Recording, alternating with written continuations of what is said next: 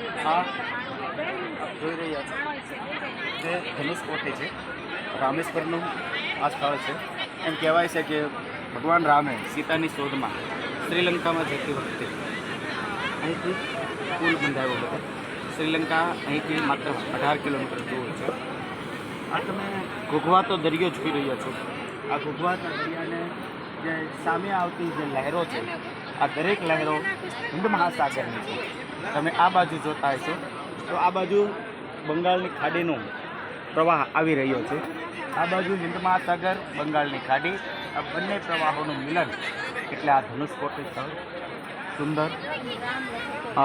રામેશ્વરની મુલાકાતે પ્રવાસે કોઈ વખત તમે આવો તો ચોક્કસ આ સ્થળની મુલાકાત લો.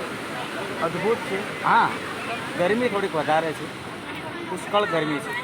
આમ તો વરસાદનો સિઝન છે પણ વરસાદ નથી અને માત્ર ને માત્ર ગરમી છે. ઠીક છે, ચાલ.